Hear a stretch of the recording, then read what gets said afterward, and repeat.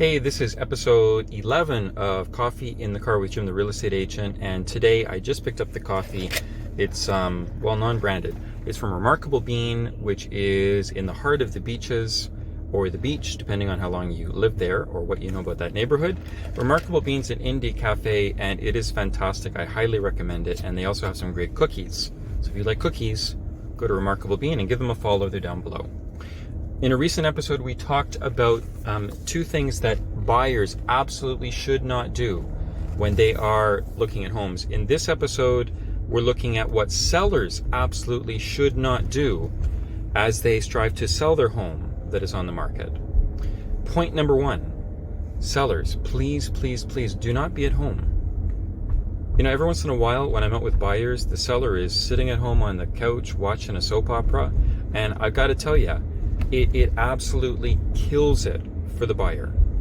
9 times out of 10, even if that is the perfect house for that buyer, they feel so awkward and uncomfortable knowing that the seller is right there that they dramatically cut short the viewing time. And frankly, they just want to get out of there.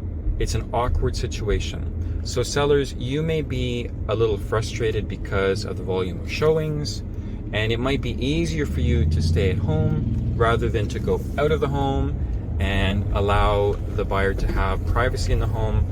But if you want to sell your home for the highest possible price in the shortest period of time, then if at all possible, get out of the house. Vamoose. Allow the buyer to have private time. Number 2 thing, that sellers, please do not do this thing, no matter what. It does get a little tiring being on the market, and if your home sells in a week, fantastic, you can live with that.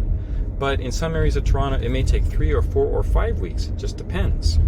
And that can start to become a bit of a grind. But the moment that you as a seller start to slack off and leave dirty dishes in the sink or leave the home in an unkempt condition, well, let me tell you, it's going to come back and bite you. Because buyers today are very, very fickle. It's very important that your home presents at its very finest whenever a buyer comes in. Because people are turned off by the smallest things. If they go into the kitchen and they can smell garbage, or they can just kind of smell the meal that you had an hour earlier, well, let me tell you, it may not be common sense because they're buying a house, they can do with it what they want, but those things have an impact on buyers. And so as a seller, do everything you can so that at every moment the showings go as smoothly as possible. And actually that brings me to a third point. When your real estate brokerage calls to book an appointment because a buyer's agent wants to get in and show your home, make it as easy as possible for those agents to get into the home, because in a market like Toronto, things tend to go quickly. And if you don't allow an agent in quickly, they may just pass on your home and show another home in the neighborhood, and you may have missed an opportunity. So there you go.